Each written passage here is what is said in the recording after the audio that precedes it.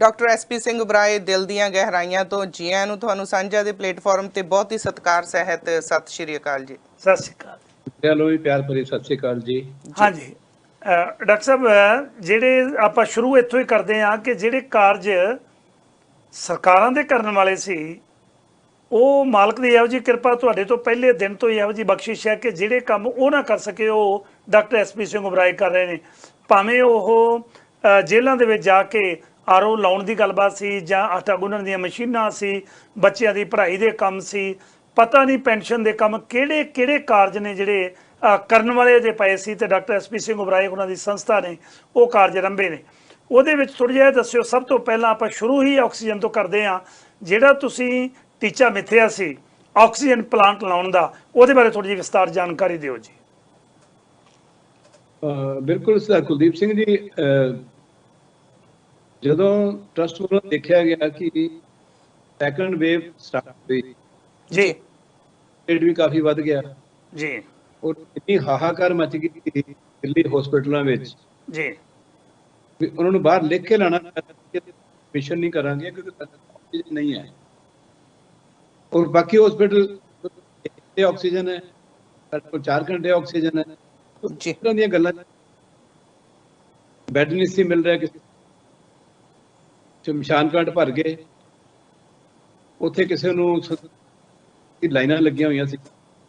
मेरे दिमाग च आया, मैं कहा अज दिल्ली दी पंजाब ठीक है, लेकिन जदों दिल्ली पेशेंट ने इन्हां ने पंजाब कुछ करना है ਤੇ ਪੰਜਾਬ ਤਾਂ ਕਦੀ ਨਾ, ਔਰ ਉਹੀ ਗੱਲ ਹੋਈ ਕਿ ਜਿੰਨੇ ਪੇਸ਼ੈਂਟ ਆਏ ਅਸੀਂ ਸਾਡੇ ਸਾਰੇ ਸਰਕਾਰੀ ਹਸਪੀਟਲ। ਉਬਰਾਏ ਸਾਹਿਬ, ਤੁਹਾਡੀ ਬੈੱਡ ਦਿੱਤੇ। ਹਾਂਜੀ, ਤੁਹਾਡੀ ਆਵਾਜ਼ ਥੋੜੀ ਕੱਟ ਹੋ ਰਹੀ ਹੈ, ਤੁਹਾਨੂੰ ਦੁਬਾਰਾ ਕਾਲ ਲਾ ਰਹੇ ਹਾਂ ਤਾਂ ਜੋ ਸਪਸ਼ਟ ਤੁਹਾਡੀ ਆਵਾਜ਼ ਆ ਸਕੇ। ਤੁਸੀਂ ਦੁਬਾਰਾ ਤੁਹਾਨੂੰ ਕਾਲ ਕਰ ਰਹੇ ਹਾਂ ਜੀ ਆਫਿਸ ਦੇ ਵਿੱਚੋਂ। ਜੀ ਜੀ ਬਿਲਕੁਲ ਜੀ, ਔਰ ਬੜੀ ਚੰਗੀ ਗੱਲ ਆ ਕਿ ਜਦੋਂ ਸੰਸਥਾਵਾਂ ਆਰਗੇਨਾਈਜੇਸ਼ਨ ਸਰਬੱਤ ਦਾ ਭਲਾ ਚੈਰੀਟੇਬਲ, ਜਦੋਂ ਅਸੀਂ ਗੱਲ ਕਰਦੇ ਹਾਂ ਸਰਬੱਤ ਦਾ ਭਲਾ, ਤੇ ਜਦੋਂ ਆਮ ਇਨਸਾਨ ਪਬਲਿਕ ਬਾਰੇ ਸੋਚਦਾ, ਕੋਈ ਰਾਜਨੀਤਿਕ ਪਾਰਟੀ 'ਚ ਨਹੀਂ, ਕੁਛ ਵੀ ਨਹੀਂ, ਬਸ ਸਿਰਫ ਸੇਵਾ ਹੀ ਕਰੀ ਜਾ ਰਹੇ ਕਰਨਾ, ਕੰਮ ਹੀ ਸੇਵਾ ਦਾ। ਤੇ ਵਾਕਈ ਪੰਜਾਬ ਦੇ ਵਿੱਚ 5 ਆਕਸੀਜਨ ਪਲਾਂਟ ਲਾਉਣੇ ਬਹੁਤ ਵੱਡੀ ਗੱਲ ਹੈ। ਜਿਹੜਾ ਕਿ ਜਦੋਂ ਸਰਕਾਰਾਂ ਨਾਲ ਵੀ ਇਹ ਗੱਲਬਾਤ ਹੋਈ ਸੀ ਕਿ ਤੁਸੀਂ ਜਿੰਨੇ ਪਲਾਂਟ ਤੁਸੀਂ ਲਾਓਗੇ ਉਹਦੇ ਬਰਾਬਰ ਪਲਾਂਟ ਮੈਂ ਲਾ ਕੇ ਦਊਂਗਾ। ਸੋ ਸਰਕਾਰ ਨੇ ਲਾਏ ਨਹੀਂ, ਇਹਨਾਂ ਨੇ 5 ਲਾਤੇ ਆ, ਪਰ ਹੁਣ ਸਰਕਾਰ ਦੀ ਵਾਰੀ ਹੈ। ਸੋ ਜੇ ਉਹ 5 ਲਾਉਂਦੇ ਆ ਤੇ 10 ਆਕਸੀਜਨ ਪਲਾਂਟ ਹੋ ਜਾਂਦੇ, ਤਾਂ ਜੋ ਘੱਟੋ ਘੱਟ ਕੋਈ ਇਹੋ ਜੀ ਆਫਤ ਪੰਜਾਬ ਦੇ ਲੋਕਾਂ ਨੂੰ ਆਉਂਦੀ ਹੈ, ਪੰਜਾਬ ਦੇ ਲੋਕਾਂ ਕੋਲ ਆਕਸੀਜਨ ਤਾਂ ਪੂਰੀ ਹੋਵੇ ਨਾ। ਆਕਸੀਜਨ ਪਲਾਂਟ ਪਹਿਲਾਂ ਵੀ ਇਹ ਗੱਲ ਸੋਚਣੀ ਚਾਹੀਦੀ ਸੀ। ਆਕਸੀਜਨ ਦੀ ਵਜ੍ਹਾ ਕਰਕੇ ਦਿੱਲੀ ਦੇ ਵਿੱਚ ਕਿੰਨੇ ਕੁ ਲੋਕ ਮਰੇ ਨੇ ਜੀ। ਬਿਲਕੁਲ, ਜੇ ਸਾਡੇ ਕੋਲ ਪ੍ਰੋਪਰ ਆਕਸੀਜਨ ਹੁੰਦੀ ਤੇ ਸ਼ਾਇਦ ਉਹ ਲੋਕ ਨਾ ਮਰਦੇ ਜੀ। ਡਾਕਟਰ ਸਾਹਿਬ ਸਾਡੇ ਨਾਲ ਫਿਰ ਤੋਂ ਜੁੜ ਚੁੱਕੇ ਨੇ। ਹਾਂਜੀ ਡਾਕਟਰ ਸਾਹਿਬ, ਤੁਹਾਡੀ ਆਵਾਜ਼ ਥੋੜੀ ਜੀ ਕੱਟ ਹੋ ਰਹੀ ਸੀ, ਪਰ ਤੁਸੀਂ ਆਪਣੀ ਗੱਲ ਜਾਰੀ ਰੱਖੋ ਜੀ। ਠੀਕ ਹੈ ਬਲਜਿੰਦਰ ਜੀ, ਮੈਂ ਦੱਸ ਰਿਹਾ ਸੀ ਹਾਂਜੀ, ਜਿਸ ਤਰ੍ਹਾਂ ਦਿੱਲੀ ਸਾਰਾ ਕੁਝ ਦੇਖਣ ਚ ਆਇਆ ਨਾ, ਤੇ ਸਾਨੂੰ ਪੰਜਾਬ ਦਾ ਫਿਕਰ ਸੀ ਜੀ। ਬਿਲਕੁਲ, ਔਰ ਜਿਸ ਤਰ੍ਹਾਂ ਹੀ ਸਾਰੇ ਪੇਸ਼ੈਂਟ ਪੰਜਾਬ ਵੱਲ ਨੂੰ ਮੂਵ ਕੀਤੇ, ਇੱਥੇ ਵੀ ਹਸਪੀਟਲ ਭਰ ਗਏ। 6 ਡੈਥਾਂ ਵੀ ਹੋਈਆਂ ਜਿਹੜੀਆਂ ਆਕਸੀਜਨ ਦੀ ਕਮੀ ਕਰਕੇ ਹੋਈਆਂ, ਜੋ ਪਹਿਲਾਂ ਕਹਿੰਦੇ ਸੀ ਆਕਸੀਜਨ ਦੀ ਕਮੀ ਨਹੀਂ ਹੈ, ਇੱਥੇ ਵੀ ਕਮੀ ਹੋ ਗਈ। ਤੇ ਉਦੋਂ ਫਿਰ ਟਰਸਟ ਨੇ ਫੈਸਲਾ ਕੀਤਾ ਕਿ ਅਸੀਂ ਘੱਟੋ ਘੱਟ 10 ਪਲਾਂਟ ਜਿਹੜੇ ਆ ਅਸੀਂ ਪੰਜਾਬ 'ਚ ਲਾ ਦਈਏ, ਜਿਹਦੇ ਨਾਲ ਕਿ ਪੰਜਾਬ ਨੂੰ ਆਕਸੀਜਨ ਦੀ ਕਮੀ ਨਾ ਹੋਵੇ। ਕਿਉਂਕਿ ਸੈਕੰਡ ਵੇਵ ਖਤਮ ਹੁੰਦੇ ਆ ਨਾਲ ਹੀ ਰੌਲਾ ਪੈ ਗਿਆ ਕਿ ਹੁਣ ਥਰਡ ਵੇਵ ਵੀ ਆ ਰਹੀ ਹੈ। ਸੋ ਟਰਸਟ ਵੱਲੋਂ ਜੋ ਅਸੀਂ ਕੀਤਾ ਗਿਆ ਸਰਕਾਰ ਨਾਲ ਮਿਲ ਕੇ ਕਿ 10 ਪਲਾਂਟ ਲਾਵਾਂਗੇ, ਅੱਧਾ ਖਰਚਾ ਤੁਸੀਂ ਪਾਓਗੇ, ਅੱਧਾ ਖਰਚਾ ਟਰਸਟ ਪਾ ਦੇਗਾ। ਚਲੋ ਸਰਕਾਰ ਦੀਆਂ ਕੁਝ ਮਜਬੂਰੀਆਂ ਕਹਿ ਲਓ ਜਾਂ ਕੁਛ ਵੀ ਕਹਿ ਲਓ, ਕਿ ਉਹ ਮੈਨੂੰ ਇਹ ਕਿਹਾ ਗਿਆ ਕਿ ਤੁਸੀਂ ਆਪਣੇ ਹਿੱਸੇ ਦੇ 5 ਪਲਾਂਟ ਲਗਾ ਲਓ ਤੇ ਬਾਕੀ ਪਲਾਂਟ ਅਸੀਂ ਬਾਅਦ 'ਚ ਦੇਖ ਲਾਂਗੇ। ਜਦੋਂ ਮੈਂ ਆਰਡਰ ਦਿੱਤਾ ਸੀ ਤੇ ਮੈਂ ਦਿੱਤਾ ਸੀਗਾ 600 ਲੀਟਰ ਪਰ ਮਿੰਟ ਦੇ ਯੂਨਿਟ ਲਾਣੇ ਸੀ 10। ਸੋ 6000 ਜਿਹੜੀ ਲੀਟਰ ਸਾਡੀ ਆਕਸੀਜਨ ਪਰ ਮਿੰਟ ਅਸੀਂ ਪੈਦਾ ਕਰਨੀ ਸੀ। ਲੇਕਿਨ ਜਦੋਂ ਮੈਂ ਆਰਡਰ ਕੀਤਾ ਤੇ ਮੈਂ ਆਪਣੇ 5 ਪਲਾਂਟ ਜਿਹੜੇ 1000 ਲੀਟਰ ਦੇ ਲਵਾਤੇ, ਤਾਂ ਜੋ 5000 ਲੀਟਰ ਜਿਹੜੀ ਆਕਸੀਜਨ 1 ਮਿੰਟ 'ਚ ਅਸੀਂ ਪੈਦਾ ਕਰਨੀ ਹੈ, ਉਹ ਮੈਂ ਆਰਡਰ ਦੇ ਕੇ ਬਿਲਕੁਲ ਆਪਣੇ ਟਾਈਮ ਮੁਤਾਬਕ ਮੈਂ ਸਾਰੇ ਪਲਾਂਟ ਜਿਹੜੇ ਆ ਟਰਸਟ ਵੱਲੋਂ ਉਹ ਲਵਾ ਦਿੱਤੇ। ਸੋ ਅੱਜ ਦੇਖੋ ਇੱਦਾਂ ਹੈ ਕਿ ਬਾਬਾ ਫਰੀਦ ਯੂਨੀਵਰਸਿਟੀ 'ਚ ਗੁਰੂ ਗੋਬਿੰਦ ਸਿੰਘ ਮੈਡੀਕਲ ਕਾਲਜ ਵਿੱਚ ਸਾਡੇ ਕੋਈ 1100 ਬੈੱਡ ਹੈ, 2 ਪਲਾਂਟ ਉੱਥੇ ਲਗਾ ਦਿੱਤੇ ਗਏ, ਕਮੀ ਪੂਰੀ ਕੀਤੀ ਗਈ। ਗੁਰੂ ਨਾਨਕ ਮੈਡੀਕਲ ਕਾਲਜ ਉੱਥੇ 1 ਪਲਾਂਟ ਲਗਾ ਦਿੱਤਾ ਗਿਆ। ਜੀ ਮੁਹਾਲੀ ਜਿਹੜਾ ਮੈਡੀਕਲ ਕਾਲਜ ਨਵਾਂ ਬਣ ਰਿਹਾ ਹੈ, ਜਿੱਥੇ ਕਿ 250 ਬੈੱਡ ਹੈਗਾ ਇਸ ਵੇਲੇ, ਇੱਕ ਉੱਥੇ ਲਗਾ ਦਿੱਤਾ ਗਿਆ, ਇੱਕ ਰਜਿੰਦਰਾ ਹਸਪੀਟਲ ਮੈਡੀਕਲ ਕਾਲਜ ਇੱਕ ਉੱਥੇ ਲਗਾ ਦਿੱਤਾ ਗਿਆ। ਇਹ ਮੈਂ ਕੁਲਦੀਪ ਸਿੰਘ ਜੀ ਸੋਚ ਕੇ ਇਸ ਕਰਕੇ ਲਾਏ ਕਿ ਅਗਰ ਮੈਂ ਇੰਨੇ ਕਰੋੜਾਂ ਰੁਪਏ ਦੀ ਇਨਵੈਸਟਮੈਂਟ ਕਰ ਰਿਹਾ ਜੀ, ਕਿਤੇ ਮੈਂ ਪ੍ਰਾਈਵੇਟ ਹਸਪੀਟਲ ਜਾਂ ਮੈਂ ਆਪਣੀ ਜਗ੍ਹਾ ਲੈ ਕੇ ਲਾਵਾਂ ਤੇ ਉਹਦਾ ਫਾਇਦਾ ਨਹੀਂ ਹੋਣਾ। ਅਸੀਂ ਪਲਾਂਟ ਸਾਰੇ ਮੈਡੀਕਲ ਕਾਲਜਸ ਵਿੱਚ ਲਾਏ ਨੇ ਜੀ, ਤਾਂ ਜੋ ਸਾਡੇ ਪਲਾਂਟ ਚੱਲਦੇ ਰਹਿਣ।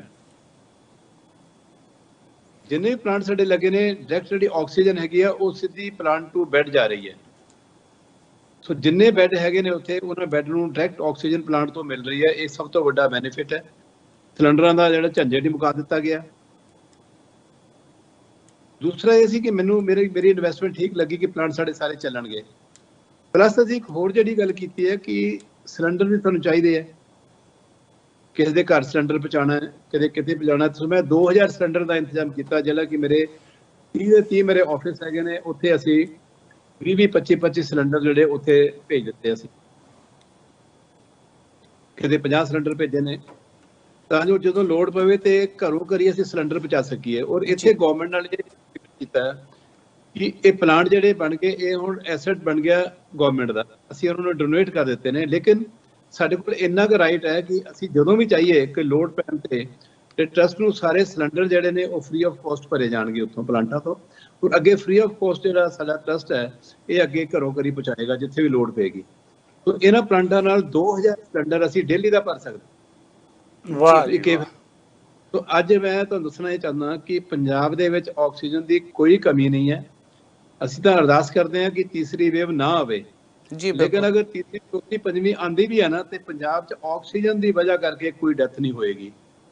ਕਿਉਂਕਿ ਅੱਜ ਦੀ ਡੇਟ ਦੇਖੋ, 5 ਪਲਾਂਟ ਦਾ ਮਤਲਬ ਇਹ ਹੈ ਕਿ ਸਾਡੇ 5 ਪਲਾਂਟ ਜਿਹੜੇ ਆ 1 ਮਿੰਟ ਦੇ ਵਿੱਚ 5000 ਲੀਟਰ ਜਿਹੜੀ ਆਕਸੀਜਨ ਉਹ ਪੈਦਾ ਕਰ ਰਹੇ ਆ ਜੀ। ਸੋ ਅਗਰ ਅਸੀਂ ਘੰਟੇ ਦੀ ਗੱਲ ਕਰੀਏ ਤੇ ਇਹ ਸਾਡੀ ਕੋਈ 3 ਲੱਖ ਜਿਹੜੀ ਹੈ ਲੀਟਰ ਆਕਸੀਜਨ ਸਾਡੀ 1 ਘੰਟੇ 'ਚ ਪੈਦਾ ਹੋ ਗਈ। ਔਰ ਇੱਕ ਦਿਨ ਦੇ ਵਿੱਚ ਸਾਡੀ 72 ਲੱਖ ਜਿਹੜੀ ਲੀਟਰ ਆਕਸੀਜਨ ਹੈ ਇਹ ਸਾਡੀ ਪ੍ਰੋਡਿਊਸ ਹੋ ਰਹੀ ਹੈ। ਸੋ ਇੰਨੀ ਜਿਹੜੀ ਆਕਸੀਜਨ ਪੈਦਾ ਕਰ ਦਿੱਤੀ ਹੈ ਕਿ ਇਹ ਸਾਡੇ ਨਾਲ ਦਾ ਪੰਜਾਬ 'ਚ ਘਾਟਾ ਹੋਣਾ। ਜੇ ਲਾਗੇ ਛਾਗੇ ਲੋੜ ਪੈਂਦੀ ਹੈ, ਅਸੀਂ ਪੰਜਾਬ, ਹਿਮਾਚਲ ਹੋ ਗਿਆ, ਹਰਿਆਣਾ ਹੋ ਗਿਆ, ਇਵਨ ਰਾਜਸਥਾਨ ਹੋ ਗਿਆ, ਅਸੀਂ ਉੱਥੇ ਵੀ ਕਵਰ ਕਰ ਸਕਦੇ ਹਾਂ। ਸੋ ਅੱਜ ਸਾਨੂੰ ਕੋਈ ਲੋੜ ਨਹੀਂ ਹੈ, ਹੁਣ ਸਰਕਾਰ ਨੂੰ ਕੋਈ ਲੋੜ ਨਹੀਂ ਕਿ 5 ਪਲਾਂਟ ਹੋਰ ਲਾਵੇ, ਕਿਉਂਕਿ 6000 ਕਪੈਸਿਟੀ ਲੱਗਣੀ ਸੀ, 5000 ਦੇ ਆਲਰੇਡੀ ਪਲਾਂਟ ਲਗਾ ਕੇ ਸਾਰੇ ਚਾਲੂ ਕਰ ਦਿੱਤੇ। ਜੀ ਜੀ, ਜਿਹੜੀ ਤੁਸੀਂ ਕਿਹਾ ਵੀ 600 ਦੀ ਕਪੈਸਿਟੀ ਵਾਲੇ ਸੀ, ਤੁਸੀਂ 1000 ਦੀ ਕਪੈਸਿਟੀ ਵਾਲੇ ਲਾ ਦਿੱਤੇ ਆ। ਇਹਦੇ ਨਾਲ ਨਾਲ ਹੁਣ ਚਲੋ ਆਕਸੀਜਨ ਦਾ ਤਾਂ ਘਾਟਾ ਪੂਰਾ ਹੋ ਗਿਆ। ਬਿਹਾਰ ਵਰਗੇ ਸੂਬੇ ਦੇ ਵਿੱਚ ਜਿੱਥੇ ਤੁਹਾਨੂੰ ਪਤਾ ਹੈ ਸਹੂਲਤਾਂ ਦੀ ਬੜੀ ਮੁਸ਼ਕਲ ਹੈ, ਬਹੁਤ ਉੱਥੇ ਪ੍ਰੋਬਲਮ ਆਉਂਦੀ ਹੈ, ਉੱਥੇ ਪਤਾ ਲੱਗਾ ਕਿ ਪਟਨਾ ਸਾਹਿਬ ਜਾ ਕੇ ਵੀ ਜਿਹੜਾ ਤਖਤ ਹੈ ਸਾਡਾ 5ਵਾਂ ਤਖਤ, ਪਟਨਾ ਸਾਹਿਬ ਜਾ ਕੇ ਵੀ ਕੋਈ ਮੈਡੀਕਲ ਸਹੂਲਤਾਂ ਦਾ ਤੁਸੀਂ ਐਲਾਨ ਕੀਤਾ? ਬਿਲਕੁਲ ਸਰ ਕੁਲਦੀਪ ਸਿੰਘ ਜੀ, ਅਸੀਂ ਐਲਾਨ ਨਹੀਂ ਕੀਤਾ ਜੀ। ਅਸੀਂ ਉੱਥੇ ਆਲਰੇਡੀ ਗਏ ਸੀ ਤੇ ਇੱਕ ਜਿਹੜੀ ਲੈਬੋਰਟਰੀ ਜਿਹੜੀ ਸਾਡੀ ਸਕੀਮ ਚੱਲਦੀ ਹੈ ਲੈਬੋਰਟਰੀਜ਼ ਦੀ, ਜਿੱਥੇ ਕਿ ਸਾਡੀਆਂ 50 ਲੈਬੋਰਟਰੀਜ਼ ਹੋ ਗਈਆਂ ਨੇ ਹੁਣ। ਅੱਛਾ। ਅਸੀਂ ਉੱਥੇ ਫੁੱਲ ਫਲੇਜ ਇੱਕ ਲੈਬੋਰਟਰੀ ਖੋਲ ਦਿੱਤੀ ਸੀ। ਉੱਥੇ ਸਿੰਘ ਸਾਹਿਬ ਨੇ ਮੈਨੂੰ ਕਿਹਾ ਕਿ ਇੱਥੇ ਐਂਬੂਲੈਂਸ ਦੀ ਸਾਨੂੰ ਲੋੜ ਹੈ, ਐਂਬੂਲੈਂਸ ਨਹੀਂ ਹੈ। ਅਸੀਂ ਉੱਥੇ ਨਵੀਂ ਇੱਕ ਐਂਬੂਲੈਂਸ ਦੇ ਦਿੱਤੀ। ਉਸ ਤੋਂ ਬਾਅਦ ਉੱਥੇ ਜਿਹੜਾ ਮਿਊਜ਼ੀਅਮ ਸੀਗਾ ਜਿਹੜਾ ਬਣਿਆ ਹੋਇਆ ਉੱਥੇ, ਉਹਨੂੰ ਖਾਲੀ ਕਰਾ ਕੇ ਉਹ ਪਿੱਛੇ ਨਵੀਂ ਬਿਲਡਿੰਗ ਬਣ ਗਈ, ਉੱਥੇ ਸ਼ਿਫਟ ਕਰ ਰਹੇ ਨੇ। ਉਹ ਬਿਲਡਿੰਗ ਸਾਨੂੰ ਦੇ ਦਿੱਤੀ ਉਹਨਾਂ ਨੇ। ਤੇ ਉੱਥੇ ਹੁਣ ਸਾਡੇ ਜਿਹੜੇ ਪੂਰੇ ਬੈੱਡ ਵਗੈਰਾ ਬਣ ਕੇ ਸਾਡੀ ਡਾਕਟਰਾਂ ਦੀ ਟੀਮ ਜਾ ਕੇ ਆਈ ਉੱਥੇ। ਉੱਥੇ ਅਸੀਂ 12 ਯੂਨਿਟ ਜਿਹੜੇ ਡਾਇਲਿਸਿਸ ਦੇ ਲਾ ਰਹੇ ਹਾਂ। ਵਾਹ। ਜਿਨ੍ਹਾਂ ਚੋਂ 4 ਯੂਨਿਟ ਜਿਹੜੇ ਬਹੁਤ ਜਲਦੀ ਲੱਗ ਜਾਣਗੇ, ਫਿਰ 4 ਹੋਰ ਲੱਗ ਜਾਣਗੇ, ਫਿਰ 400। ਪਹਿਲਾਂ ਅਸੀਂ 12 ਯੂਨਿਟ ਲਾਵਾਂਗੇ। ਜਿਹੜੇ ਆਰਓ ਸਿਸਟਮ ਹੈ ਸਾਡੇ, ਉਹ ਅਸੀਂ 12 ਯੂਨਿਟ ਦੇ ਹਿਸਾਬ ਨਾਲ ਲਾ ਦਿੱਤੇ ਨੇ। ਜਿਹੜੀ ਪਾਈਪਲਾਈਨ ਸਾਰੀ ਵਿਛੀ ਹੈ ਉਹ 12 ਯੂਨਿਟ ਦੇ ਹਿਸਾਬ ਨਾਲ ਵਿਛੀ ਹੈ। ਸੋ ਇਹ ਇੱਕ ਬੜੀ ਵੱਡੀ ਫੈਸਿਲਿਟੀ ਹੋਏਗੀ ਬਿਹਾਰ ਵਾਸਤੇ। ਔਰ ਜਿਹੜੀ ਕਿ ਮਿਲੇਗੀ ਕਿੱਥੋਂ? ਸੇਮ ਸਾਡੇ ਅਕਾਲ ਤਖਤ ਸਾਹਿਬ, ਸ੍ਰੀ ਤਖਤ ਸਾਹਿਬ, ਪਟਨਾ ਸਾਹਿਬ ਤੋਂ ਮਿਲੇਗੀ ਔਰ ਆਮ ਪਬਲਿਕ ਨੂੰ ਮਿਲੇਗੀ। ਉੱਥੇ ਇਹ ਨਹੀਂ ਕਿ ਸਿਰਫ ਸਿੱਖਾਂ ਨੇ ਜਾ ਕੇ ਡਾਇਲਿਸਿਸ ਕਰਾਉਣਾ ਹੈ, ਉਹ ਉੱਥੋਂ ਦੀ ਆਮ ਪਬਲਿਕ ਵਾਸਤੇ ਹੈ। ਔਰ ਇੰਨੀ ਕੁ ਲੋੜ ਸੀ ਉੱਥੇ, ਮੈਨੂੰ ਜੋ ਉੱਥੋਂ ਦੇ ਲੋਕਾਂ ਨੇ ਦੱਸਿਆ, ਡਾਕਟਰਸ ਨੇ ਦੱਸਿਆ ਕਿ ਇੱਥੇ ਤਾਂ 3, 3.5, 4,000 ਰੁਪਇਆ ਇੱਕ ਡਾਇਲਿਸਿਸ ਦੇ ਲੱਗ ਰਿਹਾ। ਗਰੀਬ ਆਦਮੀ 8 ਡਾਇਲਿਸਿਸ ਕਰਾਉਣੇ ਨੇ, 40-50,000 ਰੁਪਇਆ ਨਹੀਂ ਖਰਚ ਸਕਦਾ। ਫਿਰ ਮੈਂ ਸਿੰਘ ਸਾਹਿਬ ਨੂੰ ਕਿਹਾ, ਮੈਂ ਕਿਹਾ ਜੀ ਤੁਸੀਂ ਅਰਦਾਸ ਕਰ ਦਿਓ, ਅਸੀਂ ਇਹ ਡਾਇਲਿਸਿਸ ਕਰ ਦਿੱਤੇ ਆ। ਤੇ ਨਾਲ ਹੀ ਅਨਾਉਂਸ ਕਰ ਦਿੱਤਾ ਕਿ ਇੱਕ ਡਾਇਲਿਸਿਸ ਸਿਰਫ 250 ਰੁਪਏ 'ਚ ਹੋਏਗਾ। ਅੱਛਾ, ਬਾਕੀ ਕੋਈ ਵੀ ਬੰਦਾ ਖਰਚ ਸਕਦਾ ਹੈ। ਵਾਹ। ਅੱਛਾ, ਸਿਰਫ 250 ਰੁਪਏ ਦੇ ਵਿੱਚ ਕੋਈ ਵਿਅਕਤੀ ਆ ਕੇ ਡਾਇਲਿਸਿਸ ਕਰਾ ਸਕਦਾ ਹੈ? ਕੋਈ ਵੀ ਆ ਕੇ ਡਾਇਲਿਸਿਸ ਕਰਾ ਸਕਦਾ ਹੈ, ਕਿਉਂਕਿ ਇਹ ਵੀ ਬਸ ਗੁਰੂ ਘਰ ਤੋਂ ਇੱਕ ਕਹਿ ਲਓ ਕਿ ਜਿੱਦਾਂ ਪ੍ਰਸ਼ਾਦ ਹੀ ਹੈ ਜੀ। ਕਿ 250 ਰੁਪਏ ਦੇ ਵਿੱਚ ਤੁਹਾਡਾ ਡਾਇਲਿਸਿਸ ਹੋਏਗਾ, ਜਿਹੜਾ ਕਿ ਬਾਹਰ 4000 ਰੁਪਏ 'ਚ ਹੋ ਰਿਹਾ। ਸੋ ਇਹ ਵੀ ਸਾਡੀ ਡਾਇਰੈਕਟ ਜਿਹੜੀ ਸੇਵਾ। ਮੇਰਾ ਇਹ ਸੀ ਕਿ ਦੇਖੋ ਕੱਲਾ ਆਪਾਂ ਸਰਦਾਰਾਂ ਵਾਸਤੇ ਤਾਂ ਕਰਨਾ ਨਹੀਂ, ਸਿੱਖਾਂ ਵਾਸਤੇ ਤਾਂ ਕਰਨਾ ਨਹੀਂ, ਜਾਂ ਪੰਜਾਬੀਆਂ ਵਾਸਤੇ ਤਾਂ ਕਰਨਾ ਨਹੀਂ ਹੈ। ਅੱਜ ਵੀ ਅਸੀਂ ਪੰਜਾਬ ਸਟਾਰਟ ਕਰਕੇ ਕੁਲਦੀਪ ਸਿੰਘ ਜੀ ਅੱਜ 10 ਸਟੇਟਾਂ ਜਿਹੜੀਆਂ ਅਸੀਂ ਕਵਰ ਕਰ ਰਹੇ ਹਾਂ। ਸੋ 10 ਸਟੇਟ ਮੈਂ ਤਾਂ ਕਦੀ ਦੇਖਿਆ ਨਹੀਂ ਅੱਜ ਤੱਕ ਕਿ ਮੈਂ ਸਿੱਖ ਕਰ ਰਿਹਾ, ਜਾਂ ਮੈਂ ਹਿੰਦੂ ਦੀ ਕਰ ਰਿਹਾ, ਜਾਂ ਮੈਂ ਮੁਸਲਿਮ ਦੀ ਕਰ ਰਿਹਾ, ਜਾਂ ਮੈਂ ਈਸਾਈ ਦੀ ਕਰ ਰਿਹਾ, ਜਾਂ ਕੋਈ ਜੈਨੀ ਹੈ, ਕੋਈ ਬੋਧੀ ਹੈ, ਮੈਂ ਕਿਹਦੀ ਹੈਲਪ ਕਰ ਰਿਹਾ। ਮੈਂ ਤਾਂ ਕਦੀ ਅੱਜ ਤੱਕ ਜਾਤ ਪਾਤ ਪੁੱਛੀ ਹੋਈ ਨਹੀਂ ਕਦੀ ਵੀ। ਜਿੱਥੇ ਲੋੜ ਸਮਝੀ ਹੈ ਵੀ ਇੱਥੇ ਲੋੜ ਹੈ ਤੇ ਉੱਥੇ ਲਾ ਦਿਓ। ਉੱਥੇ ਇੰਨੀ ਗਰੀਬ ਜਨਤਾ ਹੈਗੀ ਆ ਜਿਹੜੀ ਕਿ ਇੰਨੀ ਡਿਮਾਂਡ ਸੀ ਮੈਨੂੰ। ਅੱਜ ਲੈਬੋਰਟਰੀ ਬੜੀ ਅੱਛੀ ਚੱਲ ਰਹੀ ਹੈ। ਉਸ ਤੋਂ ਬਾਅਦ ਜਿਹੜਾ ਡਾਇਲਿਸਿਸ 250 ਰੁਪਇਆ ਸਾਡਾ ਪੰਜਾਬ 'ਚ ਕਿਤੇ, ਸਿਰਫ ਉੱਥੇ ਜਿਹੜਾ ਪਟਨਾ ਸਾਹਿਬ ਹੈ ਉੱਥੇ ਸਿਰਫ 250 ਰੁਪਇਆ ਅਸੀਂ ਰੱਖਿਆ ਕਿ 250 ਰੁਪਏ 'ਚ ਸਾਡਾ ਡਾਇਲਿਸਿਸ ਹੋਏਗਾ। ਉਹਦੇ ਵਿੱਚ ਵੀ ਜਿਹੜੀ ਕਿੱਟ ਹੈਗੀ ਹੈ, ਕਿੱਟਾਂ ਬਿਲਕੁਲ ਫ੍ਰੀ ਦਿੱਤੀਆਂ ਜਾਣਗੀਆਂ। ਸੋ ਇਹ ਜਿਹੜੀਆਂ ਅਸੀਂ ਇਸ ਤੋਂ ਅੱਗੇ ਫਿਰ ਆਪਾਂ ਇਹਨੂੰ ਆਹਿਸਤਾ ਆਹਿਸਤਾ ਵਧਾਵਾਂਗੇ ਕਿ ਅਸੀਂ ਹੋਰ ਕੀ ਫੈਸਿਲਿਟੀ ਜਿਹੜੀ ਹੈ ਅਸੀਂ ਪਟਨਾ ਸਾਹਿਬ 'ਚ ਅਸੀਂ ਇਹ ਦੇ ਸਕਦੇ ਹਾਂ। ਵਾਹ ਜੀ ਵਾਹ। ਸੋ ਤੁਹਾਡੇ ਕੀਤੇ ਕਾਰਜਾਂ ਦੀ ਜਿਹੜੀ ਗੱਲਬਾਤ ਹੋ ਰਹੀ ਹੈ, ਪਟਨਾ ਸਾਹਿਬ ਦੇ ਵਿੱਚ ਤੁਸੀਂ ਇੰਨਾ ਕੰਮ ਕੀਤਾ। ਕਿਸਾਨ ਅੰਦੋਲਨ ਦੇ ਵਿੱਚ ਜਿਹੜੀਆਂ ਤੁਹਾਡੀਆਂ ਸੇਵਾਵਾਂ ਚੱਲ ਰਹੀਆਂ ਸੀ, ਕਿਉਂਕਿ ਹੁਣ ਤਾਂ 9 ਮਹੀਨੇ ਤੋਂ ਉੱਤੇ ਹੋ ਗਏ, 10ਵਾਂ ਮਹੀਨਾ ਚੱਲਣ ਵਾਲਾ ਹੋ ਗਿਆ, ਉੱਥੇ ਸੇਵਾਵਾਂ ਉਸੇ ਤਰ੍ਹਾਂ ਨਿਰੰਤਰ ਜਾਰੀ ਨੇ?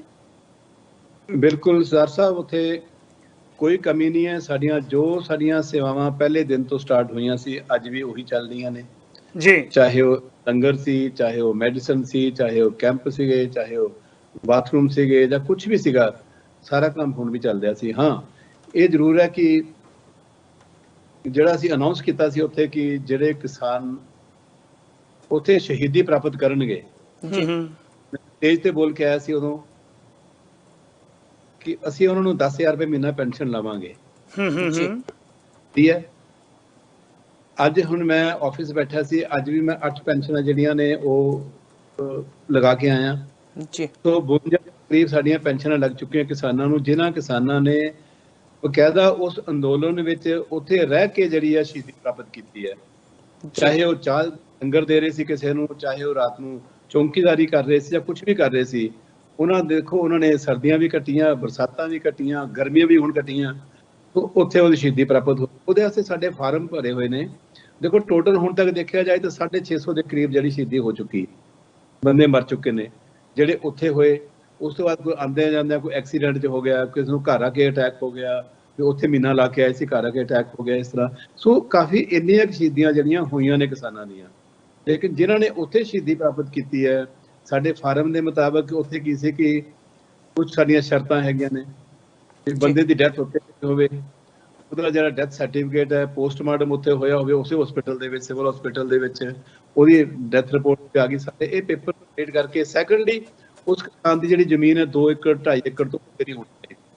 ਸੋ ਇਹ ਸਾਰੀਆਂ ਸ਼ਰਤਾਂ ਜਿਹੜੀਆਂ ਪੂਰੀਆਂ ਕੀਤੀਆਂ, ਅਸੀਂ ਉਸੇ ਦਿਨ ਤੋਂ ਉਹਨਾਂ ਦੀ 10,000 ਪੈਨਸ਼ਨ ਲਾ ਦਿੱਤੀ ਸੀ, ਜਿਹੜੀ ਕਿ ਰੈਗੂਲਰ ਉਹਨਾਂ ਨੂੰ ਪਿਛਲੇ 8 ਮਹੀਨੇ ਤੋਂ ਜਾ ਰਹੀ ਹੈ।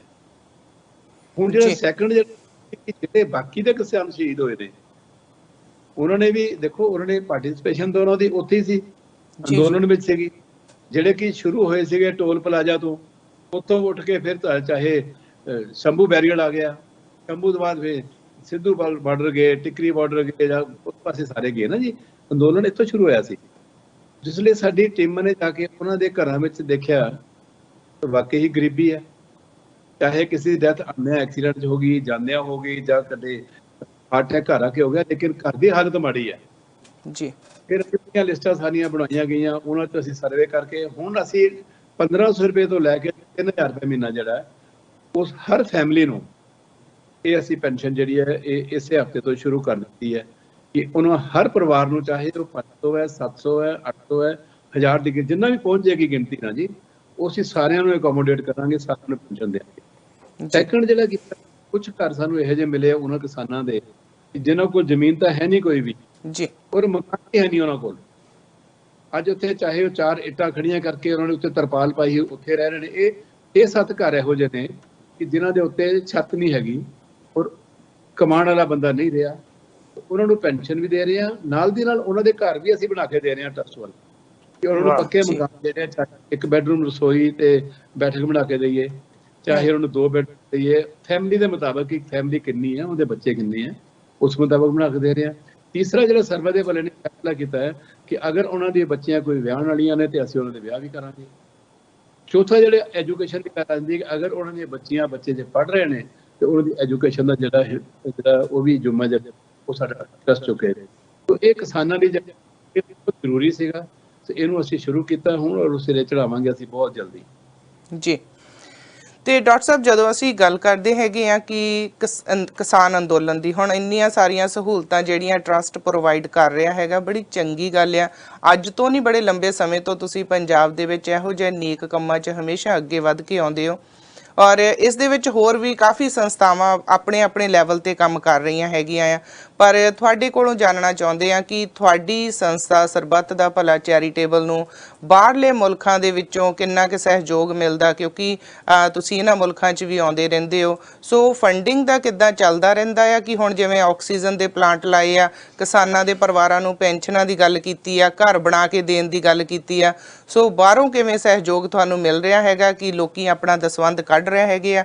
ਕੀ ਤੁਸੀਂ ਇਹਦੇ ਬਾਰੇ ਕੁਝ ਕਹਿਣਾ ਚਾਹੋਗੇ? ਬਿਲਕੁਲ, ਤੁਹਾਡਾ ਸਵਾਲ ਤੁਹਾਡਾ ਠੀਕ ਹੈ ਜੀ, ਲੇਕਿਨ ਮੈਂ ਨਾਲ ਇਹ ਵੀ ਦੱਸਣਾ ਚਾਹਾਂਗਾ ਕਿ ਟਰਸਟ ਨੂੰ 12 ਸਾਲ ਹੋ ਗਏ ਨੇ। ਅਸੀਂ 12 ਸਾਲ ਦੇ ਵਿੱਚ ਕੋਈ ਰਸੀਦ ਬੁੱਕ ਨਹੀਂ ਬਣਾਈ, 1 ਵੀ ਰੁਪਇਆ ਕਿਤੋਂ ਅਸੀਂ ਕਲੈਕਸ਼ਨ ਨਹੀਂ ਕੀਤੀ ਸਾਰੇ ਵਰਲਡ 'ਚੋਂ ਜੀ। ਕਿਸੇ ਸਰਕਾਰ ਤੋਂ ਕੋਈ ਪੈਸਾ ਨਹੀਂ ਲਿਆ, ਕਿਸੇ ਸਰਕਾਰ ਤੋਂ ਅਸੀਂ ਇਵਨ ਇਨਕਮ ਟੈਕਸ ਦੀ ਰਿਬੇਟ ਤੱਕ ਨਹੀਂ ਲਈ। ਰਸੀਦ ਬੁੱਕ ਮੈਂ ਤਾਂ ਨਹੀਂ ਬਣਾਈ ਕਿ ਅਗਰ ਅਸੀਂ ਰਸੀਦ ਬੁੱਕ ਬਣਾ ਲਈ ਨਾ, ਇੱਕ ਵਾਰੀ ਅਸੀਂ ਕਲੈਕਸ਼ਨ ਸ਼ੁਰੂ ਕਰ ਦਿੱਤੀ, ਫਿਰ ਅਸੀਂ ਲਾਲਚੀ ਹੋ ਜਾਵਾਂਗੇ ਜੀ, ਬਿਲਕੁਲ। ਸਾਡੇ ਮੈਂਬਰ ਹੋਣਗੇ ਤੇ ਸਾਡਾ ਫਿਰ ਉਹ ਇੰਟਰਸਟ ਹੋਏਗਾ ਕਿ ਪੈਸਾ ਇਕੱਠਾ ਕਰ ਲਓ, ਜੋ ਆਮ ਸੰਸਥਾਵਾਂ ਕਰਦੀਆਂ ਨੇ।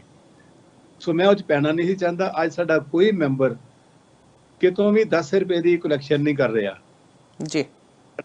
ਚਾਹੇ ਪਲਾਂਟ ਲੱਗੇ ਆ, ਚਾਹੇ ਅਸੀਂ ਕੁਝ ਵੀ ਕੀਤਾ ਨਾ ਜੀ, ਇਹ ਸਾਰਾ ਪੈਸਾ ਜਿਹੜਾ ਟਰਸਟ ਨੇ ਆਪਣੇ ਪੱਲਿਓਂ ਲਾਇਆ, ਕਿਸੇ ਮੈਂਬਰ ਤੋਂ 1 ਰੁਪਇਆ ਨਹੀਂ ਲਿਆ ਗਿਆ।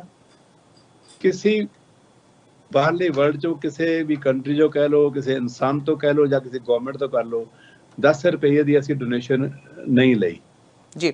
ਡਾਕਟਰ ਸਾਹਿਬ, ਇਹ ਤੁਹਾਨੂੰ ਸਵਾਲ ਇਸ ਲਈ ਪੁੱਛਿਆ ਸੀ ਕਿਉਂਕਿ ਕਈ ਵਾਰ ਲੋਕਾਂ ਦੇ ਮਨਾਂ ਦੇ ਵਿੱਚ ਇਹ ਹੁੰਦਾ ਕਿ ਟਰਸਟ ਪਤਾ ਨਹੀਂ ਪਿੱਛੋਂ ਕਿੰਨੇ ਕੁ ਪੈਸੇ ਇਕੱਠੇ ਕਰਦਾ ਤੇ ਪਤਾ ਨਹੀਂ ਟਰਸਟ ਆਪਣੇ ਕੋਲ ਕੀ ਰੱਖਦਾ। ਕਿਉਂਕਿ ਅਸੀਂ ਤੁਹਾਡੇ ਨਾਲ, ਮੈਂ ਪਹਿਲਾਂ ਵੀ ਬਹੁਤ ਵਾਰ, ਅੱਜ ਨਹੀਂ, ਇੱਕ ਵਾਰ ਨਹੀਂ, ਬਹੁਤ ਮੇਰੀਆਂ ਤੁਹਾਡੇ ਨਾਲ ਗੱਲਾਂ ਬਾਤਾਂ, ਮੀਟਿੰਗਾਂ ਹੋ ਚੁੱਕੀਆਂ। ਅਸੀਂ ਬਹੁਤ ਵਾਰ ਘੰਟਾ ਲਾਈਵ ਟਾਕ ਸ਼ੋਜ਼ ਵੀ ਅਸੀਂ ਕੀਤੇ ਹੈਗੇ ਆ। ਸੋ ਮੈਂ ਤੇ ਸ਼ੁਰੂ ਤੋਂ ਹੀ ਤੁਹਾਡੇ ਨਾਲ ਬਹੁਤ ਲੰਬੇ ਸਮੇਂ ਤੋਂ ਅਸੀਂ ਕੰਮ ਕਰਦੇ ਆ ਰਹੇ ਹਾਂ, ਪਤਾ ਆ ਕਿ ਟਰਸਟ ਕਿਵੇਂ ਕੰਮ ਕਰਦਾ। ਪਰ ਸਾਡਾ ਫਰਜ਼ ਹੁੰਦਾ ਕਿ ਅਸੀਂ ਲੋਕਾਂ ਨੂੰ ਦੱਸ ਸਕੀਏ ਕਿ ਟਰਸਟ ਕਿਵੇਂ ਕੰਮ ਕਰਦਾ, ਕਿਉਂਕਿ ਅਕਸਰ ਲੋਕੀ, ਜਿਵੇਂ ਤੁਸੀਂ ਕਿਹਾ, ਬਹੁਤ ਸਾਰੇ ਟਰਸਟ ਆ ਜਿਹੜੇ ਇਹੋ ਕੁਝ ਕਰਦੇ ਆ। ਸੋ ਅਸੀਂ ਇਸੇ ਕਰਕੇ ਤੁਹਾਨੂੰ ਕਲੀਅਰ ਕਰਨ ਨੂੰ ਕਿਹਾ ਸੀਗਾ। ਥੈਂਕ ਯੂ ਤੁਹਾਡਾ ਜਵਾਬ ਦੇਣ ਦੇ ਲਈ। ਮੈਂ ਤੁਹਾਨੂੰ ਇੱਕ ਗੱਲ ਨਾ ਜੀ, ਬਿਲਕੁਲ ਆਪਣੇ ਬਲਜਿੰਦਰ ਜੀ, ਮੈਂ ਤੁਹਾਨੂੰ ਕਲੀਅਰ ਕਰਨੀ ਚਾਹੁੰਦਾ ਕਿ ਦੇਖੋ, ਇੱਕ ਸਿਸਟਮ ਇਹੋ ਜਿਹਾ ਬਣਾਇਆ ਹੋਇਆ ਕਿ ਮੈਂ ਬਿਜ਼ੀ ਹੁੰਦਾ ਸਿਰਫ ਪਹਿਲੇ 10 ਦਿਨ ਜੀ, 20 ਦਿਨ ਮੈਂ ਆਪਣੇ ਕੰਮ ਕਰਦਾ, ਚਾਹੇ ਦੁਬਈ ਕਰਾਂ ਜਾਂ ਬਿਜ਼ਨਸ ਕਰਾਂ, ਕੁਝ ਵੀ ਹੈ। ਇਹ 10 ਦਿਨ ਮੇਰੇ ਲਈ ਬਹੁਤ ਜ਼ਰੂਰੀ ਹੁੰਦੇ ਨੇ ਕਿ ਇੱਕ ਤਾਂ ਪਹਿਲੀ ਜਾਂ 2 ਤਰੀਕ ਨੂੰ ਮੇਰੇ ਕੋਲ ਬਜਟ ਆ ਜਾਂਦੇ ਆ ਜੀ। ਸਾਡਾ ਬਜਟ ਬਣ ਜਾਂਦਾ ਕਿ ਕਿਹੜੇ ਡਿਸਟ੍ਰਿਕਟ ਨੂੰ ਕਿੰਨੇ ਪੈਸੇ ਦੀ ਲੋੜ ਹੈ, ਕਿੰਨੀਆਂ ਪੈਨਸ਼ਨਾਂ ਨੇ ਉੱਥੇ, ਕਿੰਨੀਆਂ ਅਸੀਂ ਫੀਸਿਸ ਦੇ ਰਹੇ ਹਾਂ ਆਪਾਂ, ਜਿਹਨੇ ਸਕਾਲਰਸ਼ਿਪ ਜਾ ਰਹੀ ਹੈ, ਜਾਂ ਹੋਰ ਜਿਹੜੇ ਚੀਜ਼ਾਂ ਅਸੀਂ ਦੇ ਰਹੇ ਹਾਂ, ਮੈਡੀਕਲ ਫੈਸਿਲਿਟੀ ਦੇ ਰਹੇ ਹਾਂ ਜਾਂ ਕੁਝ ਵੀ ਕਰ ਰਹੇ ਹਾਂ ਨਾ, ਇਹ ਬਜਟ ਬਣ ਕੇ ਮੇਰੇ ਕੋਲ ਆ ਜਾਂਦਾ 2 ਤਰੀਕ ਨੂੰ। 3 ਔਰ 4 2 ਦਿਨ ਲਾ ਕੇ, ਚਾਹੇ ਮੈਂ ਦੁਬਈ ਬੈਠਾ ਹੋਵਾਂ, ਚਾਹੇ ਮੈਂ ਇੰਡੀਆ ਬੈਠਾ ਹੋਵਾਂ, ਇਹ ਮੈਂ ਬਜਟ ਸਾਰੇ ਕਰਕੇ ਵੈਰੀਫਾਈ ਕਰਕੇ ਤੇ ਇਹਨਾਂ ਨੂੰ ਅੱਗੇ ਮੈਂ ਅਪਰੂਵਲ ਦੇ ਦਿੰਦਾ। 5 ਤਰੀਕ ਨੂੰ ਮੇਰੇ ਅਕਾਊਂਟ 'ਚ ਪੈਸਾ ਆ ਜਾਂਦਾ ਹੈ ਜੀ, ਟਰਸਟ ਦੇ ਅਕਾਊਂਟ 'ਚ ਪੈਸਾ ਆ ਜਾਂਦਾ 5 ਤਰੀਕ ਨੂੰ ਮੇਰੇ ਅਕਾਊਂਟ 'ਚੋਂ। ਔਰ 7 ਤਰੀਕ ਨੂੰ ਜਿਹੜਾ 7 ਔਰ 8 ਤਰੀਕ ਨੂੰ ਸਾਡਾ ਜਿਹੜਾ ਪੈਸਾ ਹੈ ਡਿਸਟ੍ਰਿਕਟ ਵਾਈਜ਼ ਸਾਡੇ ਸਾਰੇ ਅਕਾਊਂਟ ਬਣੇ ਹੋਏ ਨੇ, ਕਿਉਂਕਿ ਇਹ ਮੈਂ ਜਿਹੜੀ ਨਾ ਇਹ ਇਸ ਤਰ੍ਹਾਂ ਵੰਡਿਆ ਹੋਇਆ ਕਿ ਹਰ ਡਿਸਟ੍ਰਿਕਟ ਕੋਲ ਪਾਵਰ ਹੈ ਕਿ ਤੁਸੀਂ ਆਪਣੇ ਚੈੱਕ ਆਪ ਕੱਟਣੇ ਨੇ, ਚਾਹੇ ਉਹ ਮੈਡੀਕਲ ਚੈੱਕ ਨੇ, ਚਾਹੇ ਉਹ ਪੈਨਸ਼ਨ ਚੈੱਕ ਨੇ, ਚਾਹੇ ਉਹ ਐਜੂਕੇਸ਼ਨ ਚੈੱਕ ਨੇ, ਜਾਂ ਕੁਝ ਵੀ ਹੈ ਨਾ ਜੀ, ਇਹ ਉਹਨਾਂ ਨੇ ਆਪ ਕੱਟਣਾ। ਡਿਸਟ੍ਰਿਕਟ ਦੀ ਜ਼ਿੰਮੇਵਾਰੀ ਬਣਦੀ ਹੈ ਕਿਉਂਕਿ ਹਰ ਮਹੀਨੇ ਸਾਡੇ ਕੋਈ 14,000 ਦੇ ਕਰੀਬ ਸਾਡੇ ਚੈੱਕ ਹੁੰਦੇ ਆ। ਸੋ 14,000 ਚੈੱਕ ਮੈਂ ਤੇ ਕੱਟ ਨਹੀਂ ਸਕਦਾ, ਇਸ ਲਈ ਆਪਾਂ ਨੂੰ ਇਹਨਾਂ ਨੂੰ ਸਾਰਾ ਡਿਵਾਈਡ ਕੀਤਾ ਹੋਇਆ ਜੀ ਜੀ। ਤੇ ਉਹ 8 ਤਰੀਕ ਨੂੰ ਹਰ ਡਿਸਟ੍ਰਿਕਟ ਦੇ ਅਕਾਊਂਟ ਸਾਡਾ ਪੈਸਾ ਚਲਾ ਜਾਂਦਾ। ਉਹਨਾਂ ਨੂੰ ਕੋਈ ਫਿਕਰ ਨਹੀਂ ਕਿਸੇ ਨੂੰ ਕਿ ਪੈਸਾ ਕਿੱਥੋਂ ਲੈਣਾ, ਕੀ ਕਰਨਾ। ਉਹਨਾਂ ਨੂੰ ਹੁੰਦਾ ਕਿ ਅਸੀਂ ਚੈੱਕ ਕੱਟ ਕੇ ਪੈਸਾ ਜਿਹੜਾ ਉਹ ਡਿਸਟ੍ਰੀਬਿਊਟ ਕਰਨਾ, ਪੈਸਾ ਵੰਡਣਾ ਹੈ। ਔਰ ਹਰ 10 ਤਰੀਕ ਨੂੰ ਸਾਰੀਆਂ ਪੈਨਸ਼ਨਾਂ, ਸਾਡੀਆਂ ਸਾਰੀਆਂ ਸਕੀਮਾਂ 10 ਤਰੀਕ ਇੱਕੋ ਡੇਟ 'ਚ ਸਾਰੇ ਚੈੱਕ ਸਾਡੇ ਕੱਟ ਹੁੰਦੇ ਨੇ। ਪੂਰੇ ਪੰਜਾਬ ਦੇ ਵਿੱਚ, ਹਰਿਆਣੇ ਵਿੱਚ, ਹਿਮਾਚਲ ਦੇ ਵਿੱਚ, ਸਾਡੇ ਜਿੰਨੇ ਵੀ ਹੈ ਨਾ ਜੀ, ਹਰ 10 ਤਰੀਕ ਨੂੰ ਚੈੱਕ ਮਿਲਦਾ। ਮੇਰੀ ਇੱਕੋ ਇੱਕ ਗੱਲ ਹੁੰਦੀ ਹੈ ਕਿ ਜੇ ਅਸੀਂ ਕਿਸੇ ਵਿਡੋਜ਼ ਨੂੰ ਪੈਨਸ਼ਨ ਦੇ ਰਹੇ ਆ 1000 ਰੁਪਏ ਦੀ ਨਾ, ਤੇ ਉਹਨੂੰ 10 ਤਰੀਕ ਨੂੰ ਮਿਲ ਜਾਣਾ ਚਾਹੀਦਾ ਚੈੱਕ, ਤਾਂ ਜੋ 11-12 ਤਰੀਕ ਦੇ ਵਿੱਚ ਉਹਦੇ ਅਕਾਊਂਟ 'ਚ ਪੈਸੇ ਆ ਜਾਣ। ਕਿਉਂਕਿ ਉਹਨਾਂ ਨੇ ਦੇਖੋ ਉਹਦੀ ਕਮਾਈ, ਇੱਕ ਵਿਡੋ ਦੀ ਜਿਹੜੀ ਕਮਾਈ ਹੈ ਨਾ 1000 ਰੁਪਏ ਆਈ ਹੈ, ਔਰ ਉਹਦਾ ਸਾਰਾ ਮਹੀਨਾ ਉਹਦੇ ਸਿਰ ਤੇ ਚੱਲਣਾ ਹੈ ਜੀ ਬਿਲਕੁਲ। ਜਿੱਦਾਂ ਸਾਡੇ ਬਜਟ ਬਣੇ ਹੋਏ ਨੇ, ਉਹਨਾਂ ਦੇ ਵੀ ਬਜਟ ਬਣੇ ਹੋਏ ਆ ਕਿ ਉਹਨਾਂ ਨੇ 1000 ਰੁਪਏ 'ਚ ਕਿੱਥੇ ਖਰਚ ਕਰਨਾ, ਕਿੰਨਾ ਦੁੱਧ ਵਾਲੇ ਪੈਸੇ ਦੇਣੇ ਨੇ, ਕਿੰਨੇ ਰਾਸ਼ਨ ਦੇ ਪੈਸੇ ਦੇਣੇ। ਉਹ ਪੈਨਸ਼ਨ ਬਿਲਕੁਲ ਟਾਈਮ ਤੇ ਮਿਲਣੀ ਚਾਹੀਦੀ ਹੈ। ਔਰ ਪਿਛਲੇ ਪਤਾ ਹੈ ਕਿ ਸਾਡੀ ਇੱਕ ਵੀ ਮਹੀਨਾ ਐਸਾ ਨਹੀਂ ਜਦੋਂ ਸਾਡੀ ਪੈਨਸ਼ਨ ਕਦੀ ਲੇਟ ਹੋਈ ਹੋਵੇ। ਇਸ ਲਈ ਮੈਨੂੰ ਫਿਕਰ ਹੁੰਦਾ ਕਿ ਜਿਹੜੇ ਪਹਿਲੇ 10 ਦਿਨ ਹੈ, ਇਹ ਮੈਂ ਜਿੱਥੇ ਮਰਜ਼ੀ ਵਰਲਡ 'ਚ ਹੋਵਾਂ, ਲੇਕਿਨ ਇਹ 10 ਦਿਨ ਜਿਹੜੇ ਆ ਇਹ ਮੇਰੇ ਟਰਸਟ ਵਾਸਤੇ ਹੁੰਦੇ ਆ, ਸਿਰਫ ਫੰਡਿੰਗ, ਅਸੀਂ ਪੈਸਾ ਦੇਣਾ, ਪੈਸਾ ਖਰਚਣਾ ਸਾਰਾ, ਉਸ ਤੋਂ ਬਾਅਦ ਸਾਡੇ ਬਾਕੀ ਕੰਮ ਚੱਲਦੇ ਨੇ। ਓਬਰਾਏ ਸਾਹਿਬ, ਪਹਿਲਾਂ ਤਾਂ ਜਿਹੜੇ ਚੈੱਕ ਨੇ ਤੁਹਾਡੇ ਹੱਥਾਂ ਤੋਂ ਕੱਟਦੇ ਹੋਏ ਮੈਂ ਦੇਖੇ ਨੇ, ਘੰਟਿਆਂ ਬਾਅਦ ਹੀ ਤੁਸੀਂ ਚੈੱਕਾਂ ਦੇ ਉੱਤੇ ਦਸਤਖਤ ਕਰਨ ਦੇ ਉੱਤੇ ਲਾ ਦਿੰਦੇ ਸੀ, ਹੁਣ ਇਹ ਸਾਰੇ ਡਿਸਟ੍ਰਿਕਟ ਵਾਈਜ਼ ਕਰ ਦਿੱਤੇ। ਤੁਸੀਂ ਕਿਹਾ ਵੀ 14000 ਚੈੱਕ ਕੱਟਣਾ ਬਹੁਤ ਵੱਡੀ ਗੱਲ ਹੈ। ਬਿਲਕੁਲ, ਦੇਖੋ ਜੀ, ਜਦੋਂ ਮੈਂ ਪਟਿਆਲੇ ਸਟਾਰਟ ਕੀਤਾ ਤੇ ਮੈਂ 1200-1500 ਚੈੱਕ ਕੱਟਦਾ ਸੀ ਇਕੱਲਾ ਹੀ, ਮੈਂ ਮੇਰੇ ਸਿਗਨੇਚਰ ਹੁੰਦੇ ਸੀ। ਫਿਰ ਮੈਂ ਕਿਹਾ ਨਹੀਂ, ਜੇ ਅਸੀਂ ਟੀਮਾਂ ਬਣਾਈਆਂ, ਦੇਖੋ ਹੁੰਦਾ ਕੀ ਹੈ ਸਰ ਕੁਲਦੀਪ ਸਿੰਘ ਜੀ, ਅਗਰ ਅਸੀਂ ਕਿਸੇ ਨੂੰ ਪ੍ਰਧਾਨਗੀ ਦੇ ਰਹੇ ਹਾਂ, ਕੋਈ ਟੀਮ ਬਣਾ ਰਹੇ ਹਾਂ, ਸਾਡੀ ਅੱਛੀ ਟੀਮ ਬਣੀ ਹੈ, ਉੱਥੇ ਸਾਡੇ ਅਹੁਦੇ ਨੇ, ਕੋਈ ਪ੍ਰੈਜ਼ੀਡੈਂਟ ਹੈ, ਕੋਈ ਜਨਰਲ ਸਕੱਤਰ ਹੈ, ਕੋਈ ਵਾਈਸ ਪ੍ਰੈਜ਼ੀਡੈਂਟ ਹੈ, ਕੋਈ ਕੈਸ਼ੀਅਰ ਹੈ। ਸੋ ਖਾਲੀ ਇਦਾਂ ਨਹੀਂ ਕਿ ਸਿਰਫ ਨਾਮ ਦੇ ਹੋਣੇ ਚਾਹੀਦੇ ਆ, ਉਹਨਾਂ ਕੋਲ ਪਾਵਰ ਵੀ ਹੋਣੀ ਚਾਹੀਦੀ ਹੈ।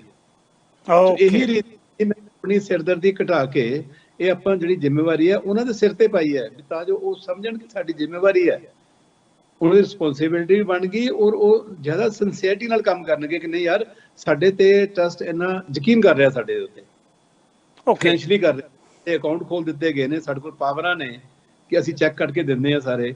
ਇੱਕ ਉਹਨਾਂ ਨੂੰ ਹੋਰ ਬੜਾ ਹੁੰਦਾ ਕਿ ਜਿਸਲੇ ਆਪਣੇ ਹੱਥ ਨਾਲ ਚੈੱਕ ਕੱਟ ਕੇ ਸਾਡੀ ਟੀਮ ਜਾ ਕੇ ਉਹਨਾਂ ਨੂੰ ਜਾ ਕੇ ਡਿਸਟ੍ਰੀਬਿਊਟ ਕਰਦੀ ਹੈ ਤੇ ਇੱਕ ਅੱਛਾ ਹੁੰਗਾਰਾ ਮਿਲਦਾ ਹੈ, ਮੀਡੀਆ ਵਿੱਚ ਵੀ ਨਿਊਜ਼ ਆਉਂਦੀਆਂ ਸਾਰੀਆਂ, ਔਰ ਲੋਕਾਂ ਨੂੰ ਵੀ ਹੁੰਦਾ ਕਿ ਨਹੀਂ ਵੀ ਕੌਣ ਕਰ ਰਿਹਾ ਸਾਡਾ।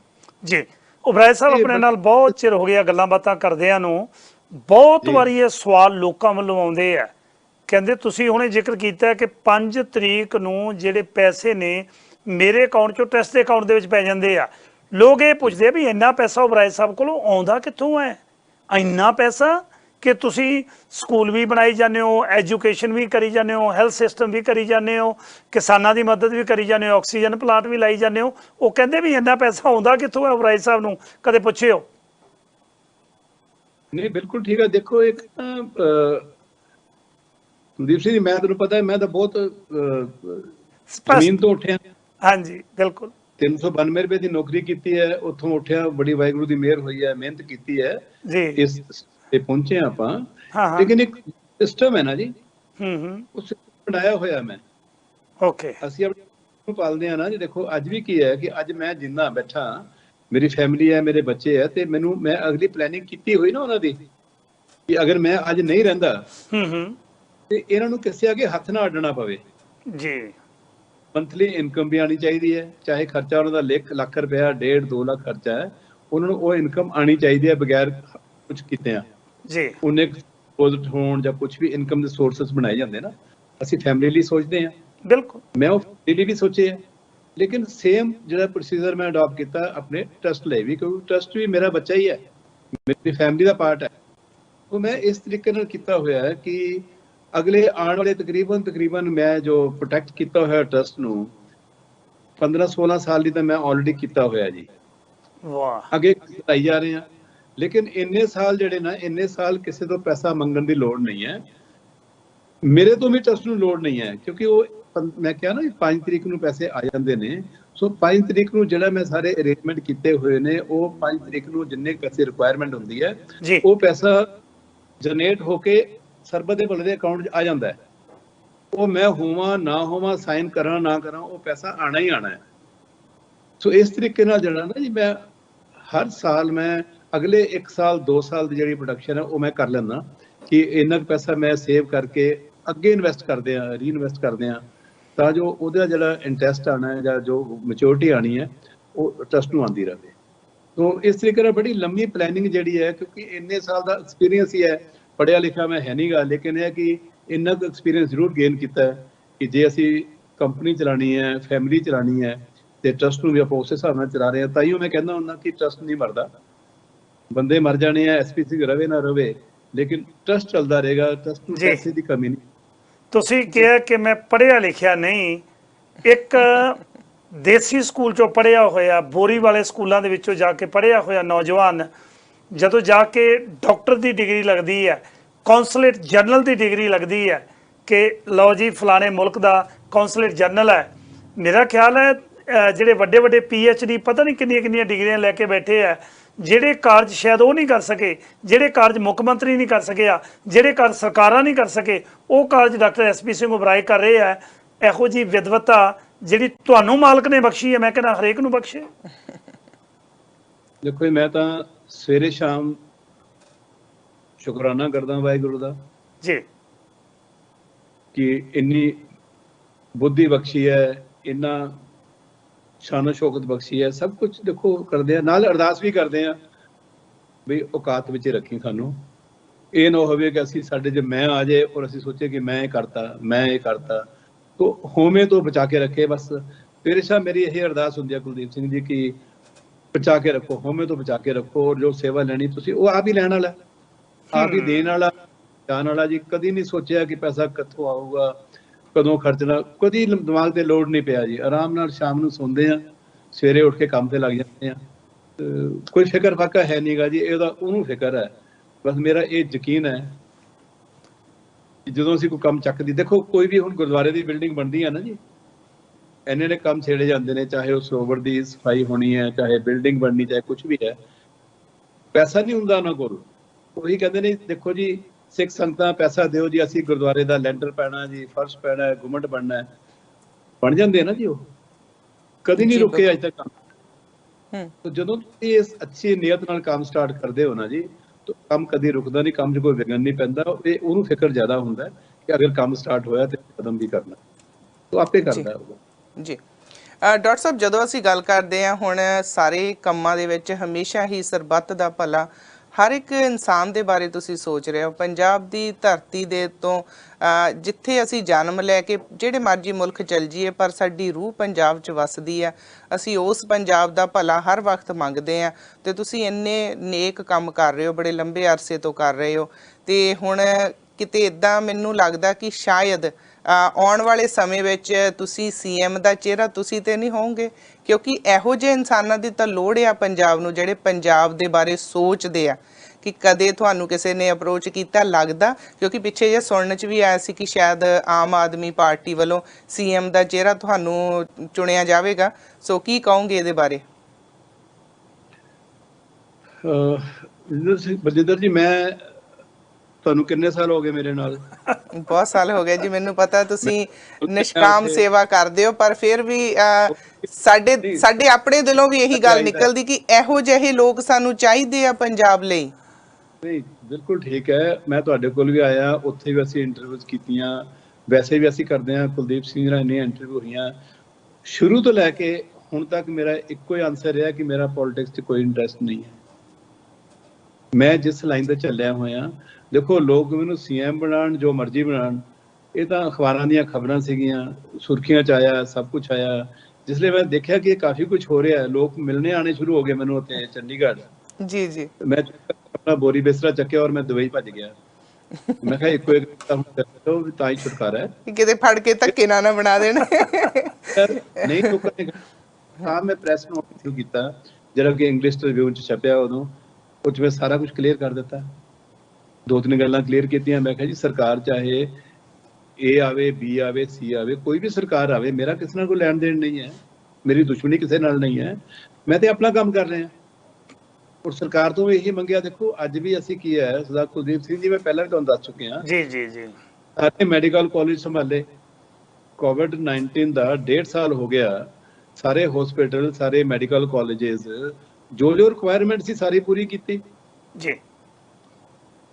ਚਾਹੇ PP ਕਿੱਟਾਂ ਸੀ, ਚਾਹੇ 95 ਸੀ, ਚਾਹੇ ਵੈਂਟੀਲੇਟਰ ਸੀ, ਕੁਝ ਵੀ ਸੀ, ਚਾਹੇ ਐਂਬੂਲੈਂਸਸ ਨੇ, ਮੋਰਚਰੀ ਵੈਨਾਂ ਹੈਗੀਆਂ ਨੇ, ਮੋਰਚਰੀ ਬਾਕਸਿਸ ਹੈਗੇ ਨੇ, ਇਹ ਸਭ ਦਿੱਤੀਆਂ ਨਾ ਜੀ। ਹਸਪੀਟਲਾਂ ਵਿੱਚ, ਸਿਵਲ ਹਸਪੀਟਲਾਂ 'ਚ ਡਾਇਲਿਸਿਸ ਯੂਨਿਟ ਤੋਂ ਲੈ ਕੇ ECG ਮਸ਼ੀਨਾਂ ਹੋ ਗਈਆਂ ਤੁਹਾਡੀਆਂ, ਐਕਸਰੇ ਮਸ਼ੀਨਾਂ ਹੋ ਗਈਆਂ, ਅਲਟਰਾਸਾਊਂਡਸ ਹੋ ਗਏ, ਸਾਡੇ ਸੈੱਲ ਕਾਊਂਟਰ ਹੋ ਗਏ, ਤੁਹਾਡੇ ਸੈਮੀ ਮਤਲਬ ਕਿ ਆਟੋ ਅਨਲਾਈਜ਼ਰ ਹੋ ਗਏ। ਇਹ ਸਾਰਾ ਸਮਾਨ ਜਿਹੜਾ ਉਹ ਟਰਸਟ ਨੂੰ ਦਿੱਤਾ ਗਿਆ ਨਾ ਜੀ। ਫਿਰ ਜਿਹੜੀ ਮੈਡੀਕਲ ਇੱਕ ਮਿੰਟ ਨਾਲ ਦੇ ਨਾਲ ਮੇਰਾ ਇਹ ਸੀ ਕਿ ਇੱਕ ਚੀਜ਼ ਮੰਗੀ ਮੈਂ ਸਿਰਫ, ਤੁਸੀਂ ਟ੍ਰਿਬਿਊਨ 'ਚ ਪੜ੍ਹੀ ਹੋਣੀ ਹੈ, ਮੈਂ ਇੱਕ ਦੋ ਹੀ ਚੀਜ਼ਾਂ ਕੀਤੀਆਂ। ਇੱਕ ਚੀਜ਼ ਮੰਗੀ, ਮੈਂ ਕਿਹਾ ਸਰਕਾਰ ਕੋਈ ਵੀ ਆਵੇ, ਅੱਜ ਸਾਡਾ ਯੂਥ ਸਾਰਾ ਜਿਹੜਾ ਬਾਹਰ ਭੱਜਿਆ ਜਾ ਰਿਹਾ, ਅਸੀਂ ਨਹੀਂ ਸੰਭਾਲ ਪਾ ਰਹੇ ਉਹਨੂੰ ਜੀ। ਕਮੀ ਹੈਗੀ ਹੈ ਸਕਿੱਲ ਡਿਵੈਲਪਮੈਂਟ ਦੀ। ਤੇ ਮੈਂ ਇੱਕੋ ਚੀਜ਼ ਅੱਜ ਤੋਂ 4 ਸਾਲ ਪਹਿਲਾਂ ਵੀ ਮੰਗੀ ਸੀ ਮੈਂ ਸਰਕਾਰ ਤੋਂ, ਜਦੋਂ ਕਾਂਗਰਸ ਸਰਕਾਰ ਆਈ ਹੈ ਉਦੋਂ ਵੀ 4 ਸਾਲ ਪਹਿਲਾਂ ਮੈਂ ਇਹ ਮੇਰੇ ਪੇਪਰਾਂ 'ਚ ਵੀ ਆਇਆ ਸੀ, ਮੈਂ ਮੰਗ ਕੀਤੀ ਸੀ ਕਿ ਤੁਹਾਡੀਆਂ ਜਿੰਨੀਆਂ ITIs ਬੰਦ ਪਈਆਂ ਹੋਈਆਂ ਨੇ ਉਹਦੀ ਟਰਸਟ ਨੂੰ ਦੇ ਦਿਓ। ਜਿੰਨੇ ਤੁਹਾਡੇ ਇੰਜੀਨੀਅਰਿੰਗ ਕਾਲਜ ਬੰਦ ਪਏ ਹੋਏ ਨੇ ਉਹਨਾਂ ਦੇ ਵਿੰਗ ਹੈਗੇ ਨੇ, ਜਿਹੜੇ ਇੰਜੀਨੀਅਰਿੰਗ ਵਿੰਗ ਹੈ, ਉਹ ਸਾਨੂੰ ਦੇ ਦਿਓ, ਇਹ ਰੈਨੋਵੇਟ ਵੀ ਕਰਾਂਗੇ। ਮੈਂ ਇੰਸਟ੍ਰਕਟਰ ਵੀ ਮੈਂ ਰੱਖਾਂਗਾ, ਸੈਲਰੀ ਸਾਰੀਆਂ ਟਰਸਟ ਦੇਗਾ, ਅਸੀਂ ਉਹਨਾਂ ਬੱਚਿਆਂ ਨੂੰ ਸਕਿੱਲ ਲੈ ਕੇ ਆਈਏ। ਗੱਲ ਕਿਸੇ ਨੇ ਨਹੀਂ ਮੰਨੀ, ਮੇਰੀ ਨਹੀਂ ਸੁਣੀ ਗਈ। ਹੁਣ ਅੱਜ ਮੈਂ ਟ੍ਰਿਬਿਊਨ 'ਚ ਵੀ ਇਹੀ ਗੱਲ ਕਹੀ ਹੈ, ਅੱਜ ਤੁਹਾਡੇ ਮਾਧਿਅਮ ਰਾਹੀਂ ਮੈਂ ਇਹੀ ਗੱਲ ਕਹਿਣੀ ਚਾਹ ਰਿਹਾ ਕਿ ਸਰਕਾਰ ਕੋਈ ਵੀ ਆ ਜਾਏ, ਮੈਂ ਤੇ ਆਣਾ ਨਹੀਂ ਹੈ, ਸਰਕਾਰ ਕੋਈ ਵੀ ਆ ਜਾਏ, ਇਹ ਜਿਹੜਾ ਪਾਰਟ ਹੈ ਨਾ ਸਕਿੱਲ ਡਿਵੈਲਪਮੈਂਟ ਦਾ, ਇਹ ਮੈਨੂੰ ਦੇ ਦਿਓ। ਮੈਂ ਸਰਕਾਰ ਤੋਂ ਬਾਹਰ ਜਾ ਕੇ ਇਹੋ ਜਿਹਾ ਕਰ ਦਾਂਗਾ ਕਿ ਸਾਡਾ ਕੋਈ ਵੀ ਜਿਹੜਾ ਬੱਚਾ ਸਾਡਾ ਉਹ ਬਾਹਰ ਨਹੀਂ ਜਾਏਗਾ, ਉਹਨੂੰ ਇੱਥੇ ਅਸੀਂ ਇੰਨਾ ਤਿਆਰ ਕਰ ਦੇਣਾ ਕਿ ਇੱਥੇ ਨੌਕਰੀਆਂ ਦੀ ਕਮੀ ਥੋੜੀ ਹੈ। ਬਾਹਰ ਜਾ ਕੇ ਝਾੜੂ ਮਾਰਦੇ ਨੇ, ਜਾ ਕੇ ਮਜ਼ਦੂਰੀ ਕਰਦੇ ਆ, ਤੇ ਅਸੀਂ ਉਹਨਾਂ ਨੂੰ ਸਕਿੱਲ 'ਚ ਲਿਆ ਕੇ ਅਸੀਂ ਉੱਥੇ ਇਹਨਾਂ ਨੂੰ ਜੌਬਸ ਦੇ ਸਕਦੇ ਹਾਂ, ਸਭ ਕੁਝ ਪ੍ਰੋਵਾਈਡ ਕਰ ਸਕਦੇ ਹਾਂ। ਇਹ ਜਿਹੜਾ ਪ੍ਰੋਜੈਕਟ ਓਪਨਲੀ ਮੰਗ ਰਿਹਾ ਸਰਕਾਰ ਤੋਂ, ਕੋਈ ਵੀ ਸਰਕਾਰ ਆ ਜਾਏ, ਮੈਂ ਓਪਨਲੀ ਮੰਗ ਰਿਹਾ ਕਿ ਇਹ ਜਿਹੜਾ ਹਿੱਸਾ ਹੈ ਇਹ ਸਰਬੱਤ ਦੇ ਭਲੇ ਟਰਸਟ ਨੂੰ ਦੇ ਦਿੱਤਾ ਜਾਵੇ। 1 ਰੁਪਏ ਦਾ ਬੋਝ ਨਹੀਂ ਪਾਵਾਂਗੇ ਸਰਕਾਰ ਦੇ ਉੱਤੇ, ਫਾਈਨੈਂਸ਼ੀਅਲੀ ਕੋਈ ਲੋਡ ਨਹੀਂ ਪਏਗਾ ਕਿਸੇ ਸਰਕਾਰ ਦੇ ਉੱਤੇ ਵੀ, ਉਹ ਅਸੀਂ ਸਰਬੱਤ ਦਾ ਭਲਾ ਟਰਸਟ ਕਰਾਂਗੇ। ਇੱਕ ਵਾਰ ਫਿਰ ਮੈਂ ਤੁਹਾਨੂੰ ਕਲੀਅਰ ਕਰ ਦਿੰਦਾ ਕਿ ਮੇਰਾ ਪੋਲਿਟਿਕਸ 'ਚ ਆਉਣ ਦਾ ਕੋਈ ਇੰਟਰਸਟ ਨਹੀਂ ਹੈ ਜੀ। ਚਾਹੇ ਕੋਈ ਕੁਝ ਕਹੀ ਚੱਲੇ ਕਿ ਮੈਂ ਆਹ ਬਣਨਾ ਹੈ, ਮੈਂ ਉਹ ਬਣਨਾ, ਆਹ ਕਹੀ ਜਾਣ ਆਪਣੇ ਆਪ। ਮੈਂ ਕਿਸੇ ਨੂੰ ਹਾਮੀ ਨਹੀਂ ਭਰੀ, ਮੈਂ ਕਿਸੇ ਨਾਲ ਕਮਿਟਮੈਂਟ ਨਹੀਂ ਕੀਤੀ ਕੋਈ ਵੀ। ਮੈਂ ਤੇ ਅੱਜ ਵੀ ਉੱਥੇ ਖੜਾ ਜਿੱਥੇ ਮੈਂ 12 ਸਾਲ ਪਹਿਲਾਂ ਖੜਾ ਸੀ, ਅੱਜ ਵੀ ਉੱਥੇ ਖੜਾ। ਤੇ ਸੇਵਾ ਮੇਰੇ ਹਿੱਸੇ ਆਈ ਹੈ, ਮੈਂ ਸੇਵਾ ਕਰਨੀ ਚਾਹੁੰਦਾ, ਬਸ ਮੈਨੂੰ ਸੇਵਾ 'ਚ ਹੀ ਰਹਿਣ ਦਿੱਤਾ ਜਾਵੇ ਜੀ। ਸੋ ਬੇਸਿਕਲੀ ਜੇ ਅਸੀਂ ਗੱਲ ਕਰੀਏ ਤੇ ਪੰਜਾਬ ਦੀ ਧਰਤੀ ਤੇ ਰਹਿ ਕੇ ਔਰ ਇਸ ਆਪਣੇ ਜਨਮ ਭੂਮੀ ਤੇ ਰਹਿ ਕੇ ਸੇਵਾ ਕਰਨ ਦਾ ਜਿਹੜਾ ਤੁਹਾਡਾ ਮਕਸਦ ਆ, ਉਹਦੇ 'ਚ ਤੁਸੀਂ ਇੰਨੇ ਵਿਅਸਤ ਹੋ ਤੇ ਹਮੇਸ਼ਾ ਪੰਜਾਬ ਦੇ ਬਾਰੇ ਤੇ ਹੋਰਾਂ ਜਿਹੜੇ ਪ੍ਰਾਂਤ ਆ ਵੱਖ-ਵੱਖ ਉਹਨਾਂ ਦੇ ਬਾਰੇ ਸੋਚਦੇ ਰਹਿੰਦੇ ਹੋ। ਸੋ ਅਸੀਂ ਵੀ ਇਹ ਗੱਲਾਂ ਜਿਹੜੀਆਂ ਸੁਣੀਆਂ ਸੀ ਤਾਂ ਹੀ ਅਸੀਂ ਕੀਤੀਆਂ ਸੀ ਕਿ ਅਸੀਂ ਤੁਹਾਡੇ ਨਾਲ ਕਲੀਅਰ ਕਰ ਲਈਏ, ਪਰ ਤੁਹਾਡੇ ਨਾਲ ਲਾਗਿਓ ਰਹਿ ਕੇ ਕੰਮ ਕੀਤਾ ਬੜਾ ਪ੍ਰਾਊਡ ਮਹਿਸੂਸ ਹੁੰਦਾ ਕਿ ਬਹੁਤ ਕੁਝ ਅਸੀਂ ਤੁਹਾਡੇ ਤੋਂ ਸਿੱਖਦੇ ਹਾਂ। ਜੀ ਉਬਰਾਏ ਸਾਹਿਬ, ਜਿਵੇਂ ਤੁਸੀਂ ਜ਼ਿਕਰ ਕਰ ਰਹੇ ਸੀ ਕਿ ਕਾਲਜ, ਯੂਨੀਵਰਸਿਟੀਆਂ, ITIs, ਹਸਪਤਾਲ, ਸਾਰਾ ਕੁਝ ਤਾਂ ਸਰਬੱਤ ਦਾ ਭਲਾ ਚਲਾ ਰਿਹਾ ਹੈ, ਫਿਰ ਪੰਜਾਬ ਨੂੰ ਟੇਕ ਓਵਰ ਕਰਨ ਦੇ ਵਿੱਚ ਗੁਰੇਜ਼ ਕਿਉਂ?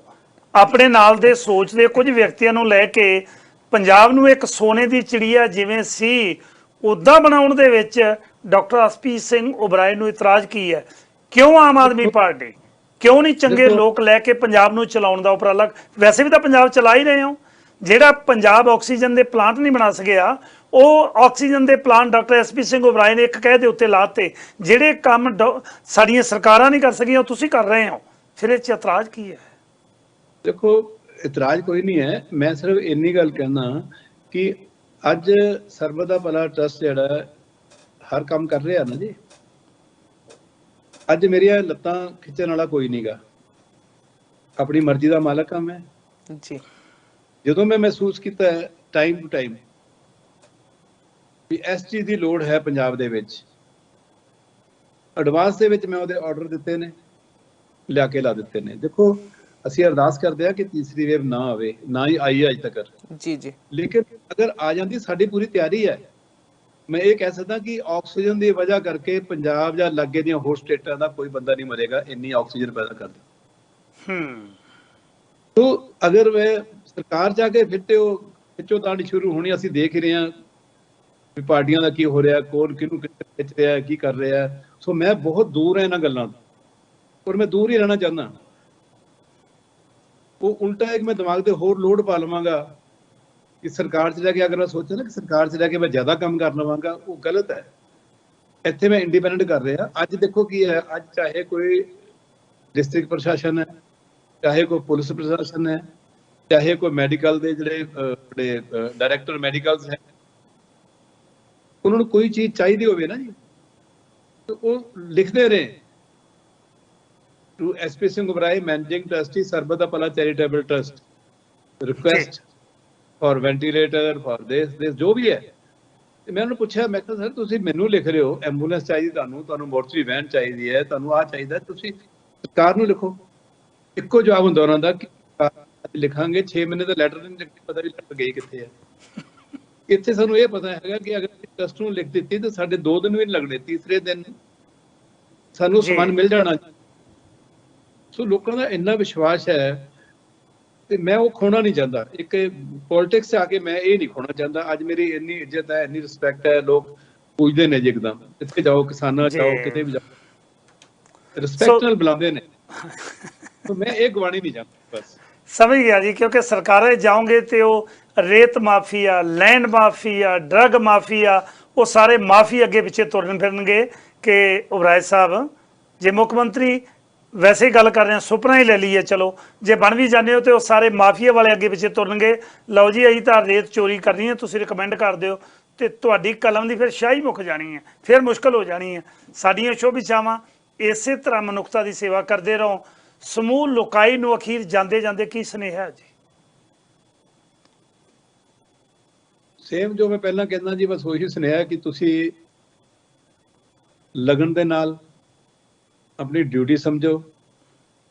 जिहो जिहां ये इसलिए इन्नियां मुश्किलां आईयां कोरोना महामारी च, 1.5 साल राशन भी वंडिया गया, वेंटीलेटर भी गए, ऑक्सीजन कंसनट्रेटर भी गए, सब कुछ मिलिया ना समान। और ये कल्ला मैं नहीं कि कल्ला SP सिंह कर रहा या ट्रस्ट कर रहा है।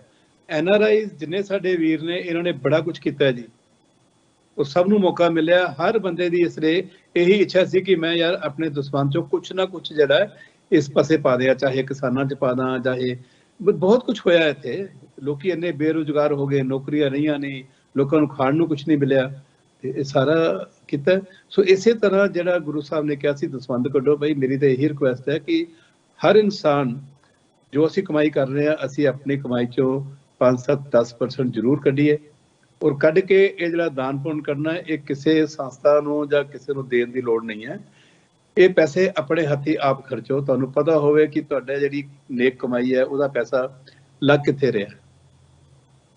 सो आप खर्चो जरूर, तुहाडे मन नूं तसल्ली होएगी, राती बड़ी सुकून नाल सोवोगे कि हाँ यार अगर मैं $100 भी कढ़िया ना तो $100 मैनू पता है मैं लाया कित्थे है, ਉਹਦਾ फायदा डायरैक्ट ही किनू होया, किहदे मूँह च दवाई पई है, किहड़ी फैमिली दे मूँह दे विच राशन पिया, किहदे छत नहीं सी असीं छत पाती ਉਹਦੀ, किहदा डायलिसिस नहीं सी हो रहा ਉਹਦਾ डायलिसिस करा दिता सी। सो ਇਹ ਜਿਹੜੀਆਂ ਚੀਜ਼ਾਂ ਨੇ ਨਾ ਜੀ, ਇਹ ਇੱਕ ਮੌਕਾ ਸਾਨੂੰ ਚਾਂਸ ਮਿਲਿਆ ਹੋਇਆ ਤੇ ਇਹ ਸਾਨੂੰ ਕਰਨਾ ਚਾਹੀਦਾ। ਬਸ ਇਹੀ ਰਿਕੁਐਸਟ ਹੈ ਸਾਰੇ ਭਰਾਵਾਂ ਨੂੰ, ਆਪਣੀ ਕਮਾਈ ਚੋਂ ਕੁਛ ਨਾ ਕੁਛ ਕੱਢ ਕੇ ਤੇ ਇਸ ਪਾਸੇ ਡਾਇਰੈਕਟ ਲਾਓ, ਆਪਣੇ ਹੱਥੀ ਲਾਓ ਜੀ। Thank you doctor SP Oberoi ji, बहुत